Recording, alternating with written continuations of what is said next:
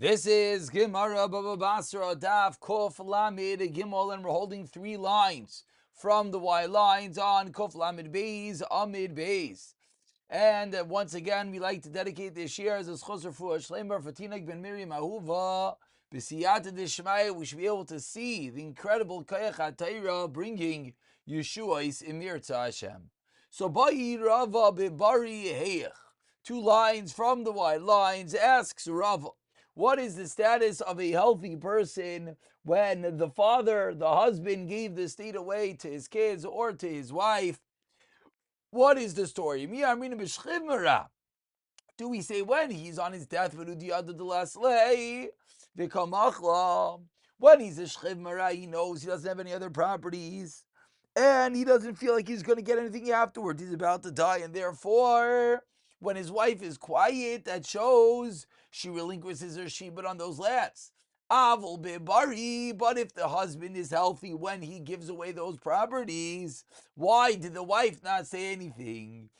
Savra, maybe the reason is Hadar Kani, because she thinks that she is going to get more properties afterwards, and that's the reason why she's quiet. Meaning, it does not mean that she's quiet to show that she's happy to waive her shibud on the nechasim to the kids, but maybe the reason is because she feels, who cares, we'll get properties afterwards, meaning the husband will get more properties and I'll collect from those.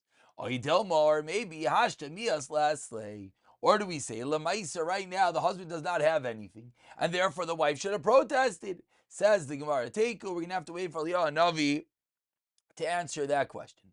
Continues the Gemara on the first white line. We're going to go with 3 different stories, which of course each will be partially related to the dinim we're talking about, to the din of our Mishnah. Hahod amar leho palga libras upalga libras v'tilsa leitzitz. Someone says, half my estate to one bras, one daughter, half my estate to the other daughter, v'tilta, and a third leitas beperi, third of the produce to my wife. Ikla Rav Nachman l'suros. Rav Nachman came to Surah. Ula gave Rav Chisda. So Rav Chisda comes to him. Amar lein. Rav Chisda says to him, Ki agavni mai. What is the story in this case? Does this scenario, the fact that the husband's giving his wife the peiros and she accepts it, is that enough that she's saying that she's no longer, she's waiving her rights to the shibud on the other nechas? Amar le'ach Amar Shmuel. Even if he only gave her 1 dekel for her peiros of the ksubasa,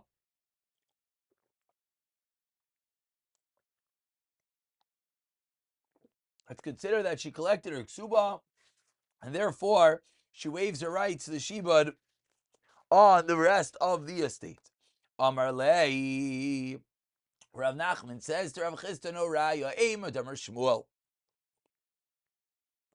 When did Shmuel say he's din hasam diktin le begufa dara? That's only when the husband gave her the actual estate, when the decal, the tree, it's part of the land. Over here he's only giving peiros, so maybe it's not as meaningful.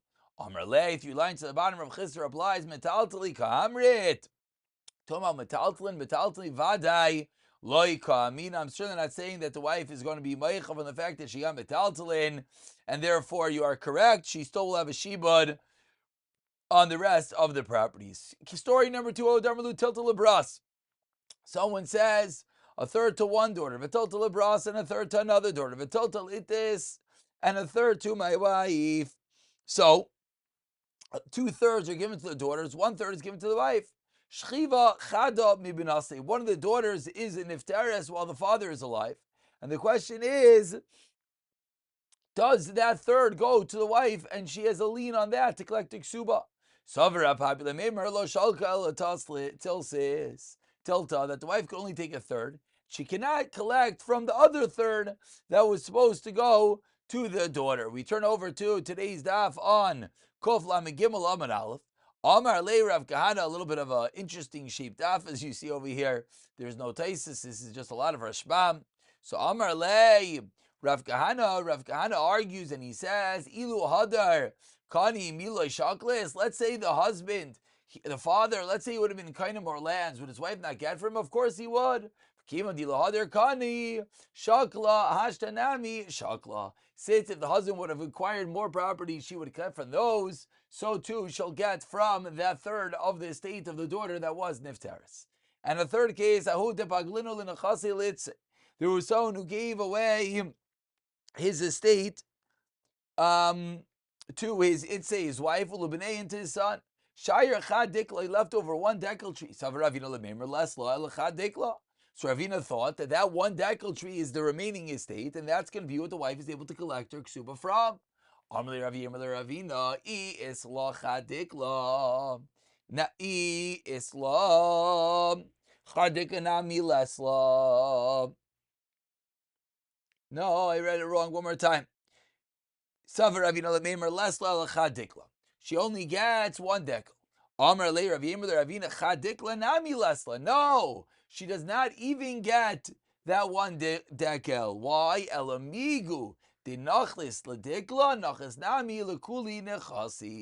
According to that which you're saying, let's read it one more time. I keep on reading it wrong. Less law. If she doesn't have the right to collect from everything else that went to the son, chadikla nami less law, then she would not as well get from that dekel. But you're agreeing she does get that from that dekel. Elomigu dinachato ledikla. If she's going to be able to get from one dekel, then nachata nami lekula nechse she could get from the rest of the estate as well. And that concludes these three stories. And now we go back to our original discussion, which was the discussion of Rav Yechon ben Breika, which was the discussion of a father or a husband giving away the estate before he dies in disproportionate amounts to different children, etc.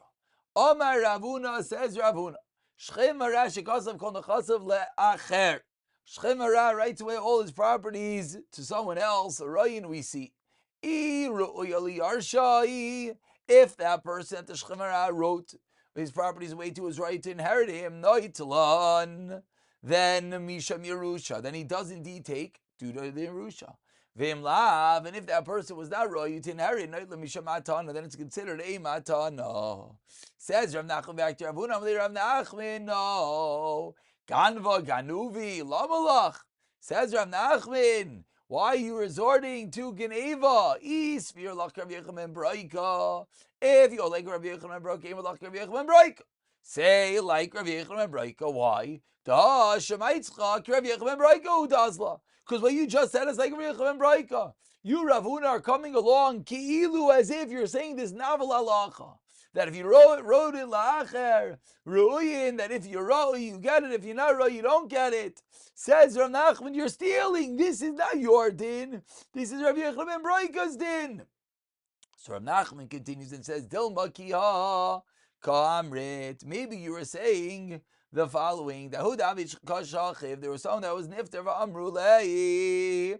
He wasn't nifter yet. He was on his deathbed. Amrulei, and they asked him, Nechsen leman domu leplanya. Who should your properties go to? Dilma leplanya v'amr lehu, and he responded, Elulaman. Who else should he go to? V'amrit lan, and you Ravuna paskin in such a case Allah imra iliyar night lemisham yerusha v'imlav night lemisham matana. Maybe that's the chiddush that you're saying, meaning you're adding on to dinner of Rav Yechon ben Breika to include this case. That in a scenario where he's Israeli Yarsha, by him responding, Leman, who else should he go to, is enough that that person will get those properties. Amr Le, Ravuna responded, incorrect. Hachi Kamina, this is exactly what I was saying. Says the Gemara, what's Lemais of the Chilik between getting it B'teres Yerusha, getting it B'teres Matana? Lemay Yochsa Savir Avada Barava Kamei Derava Lemeimer, Imra Yeli Yarsha. Almanasan has been a chasaf. If you're royally yarshai, then the almana would be supported from that field. And if not, then you're getting ibiteris matana, then the almana would not be supported from that field. That's what he thought. But Amar le Rava Migra Gara says Rava, no, should the almana be any diminished from the fact that the properties were given away? Hashta be Yerusha daraisa amrit. Almanasan has been a chasaf. When it comes to Yerusha, midaraisa almana get matana derabana lekol shkein. This din is a din d'Rabbanan that the husband can give away the fields. So you're going to tell me that the man is going to lose out because of a din d'Rabbanan. So continues the Gemara, 6 lines from the bottom. Ella amar Rava nayab shat. Kishalach Ravacha bar Avia ledivri of Yechon ben Broika the Chasi lechav achrecha leploini. According to the Yechon ben Broika, someone says my property should go to you, and then to someone else. What's the halach? Im haya rishon rayali yarshai. Then in l'shenim hakam rishon klum. The saying gets nothing. Why? Shein lashem atana lashin Yerusha. V'Yerusha in lahefsek. And therefore goes to the first person, and that's all. So that was Rav Yechon ben Broika's did. Amalei Rav Nachman. V'hefseka. What do you mean that there's no hefsek? But there is a hefsek. From the fact that he said v'acharecha leplania, that afterwards it goes to someone else, that shows that it does go to someone else. Says the Gemara, Usavar yesh lahefsek v'ravachmana amar ein lahefsek. You're right. He said there should be a hefsek. However, the Torah said not that way, and that's the reason why Lamaisa, very good, he made such a condition, but it's not going to work because it's keneged the din raisa. And we turn over to Kofal Amigimlam and Beis, and continues the Gemara with another story. The din we just spoke about. The first guy was Ra'i to inherit Have. Shchiv Rishon. The first guy dies. Also Sheni Kotav, the second guy comes and claims that he wants the Yerusha. However, who's he claiming against? The descendants of the first guy. Because they say, no, our father got it, now we get it from him. So Savar Avilish Kamei the Rav Lamemar Sheni Nami Shakal, the second guy could get. Amar Lei. However, Rava says, no, Dayane de Chasatztach Dayana. Compromising judge says as follow, like you're saying. Lavainu de Shalcher Ravacha Baravia says now that which Ravacha Baravia said what does not get interrupted, and rather it goes straight to his kids. Echsav is embarrassed. Kara le ani Hashem. Ba'asa bi'ita chishena. It's time I will hasten it that Hashem will give the tzaddikim that which they need. And Rav Ilish was basically saying in the fact that I paskin incorrectly, but you were able to make it straight in order that the tzaddikim do not falter. We continue with the Mishnah. Someone writes properties over to other people, leaving his children without anything. Masha also, he gave everything away, it's done. Ella, Chazal are not happy. Your kids are supposed to get part of the Yerusha, and it's not good to give everything away. Rashbag Oimer, Zachar Letoif. If he did not, if his children, if his children aren't acting appropriately, then Zachar Letoif, then it's good for him. If his kids weren't acting appropriately, it's good that he's giving away the Yerusha to someone else. Asks the Gemara, is there a machlekes in the Mishnah? Tanakama said it's not the right thing to do. Rosh Shimon Gamliel came along, and he said that if the kids aren't acting appropriately, you could. Is there a machlekes or not? Says the Gemara, Tashema, the Yosef ben Ezer, Hayolai ben Shloyanai wasn't acting appropriately. Avalei ilita didinri, and he had a purse of golden dinarim. Come akacha, he got up and he made it a hektish, giving it to the base of Mikdash that his son should not get it. Azal Nasiv Bas Gadil Kalila Diane Malka. The son went and married the daughter of King Yanai's crown maker. Oyelida de Bisa, his wife had a child. Zavin La Benisa, and he bought a fish for the child. Kare, they ripped open the fish. Achashkach Be Margalita, and he found the jewel inside of it. Amrale, his wife said, Loitim Taya Malka. Do not give the jewels to the king. Why? They're going to take it from you for a cheap price. Rather, go bring it to the Beis HaMikdash and sell it to them. But don't evaluate it yourself. Why? For when you say something goes to the Beis HaMikdash, it's as if you give it over to someone else. And therefore, if you evaluate it, you're going to be stuck to that price. Ella, rather, what should you do? Let the Gizbar assess the value of this jewel. Amtiye, he brought it to Beis Hamikdash. Shamua, and they evaluated the Talsi ila didinri, 13 purses of golden dinarim. Amrulei, they said to him, Shvaika. However, there's only 7 purses of gold in the temple treasury right now. Shisleka, the remaining 6 and 7 would be the 13 we don't have. Amr Lahu, he said to them, Sheva Havali, so give me 7. Shit Arein Muktashas Shamayim. He says the other 6, Beis Hamikdash can keep it. I'm being makdish those other 6 golden purses. They stood up, the kasu, and they wrote, Yosef ben Yoezer hechnes achas ubeno hechnes sheish. Yosef ben Yoezer brought 1 golden per dinar, whereas his son brought 6. Depending on the lashon of the story.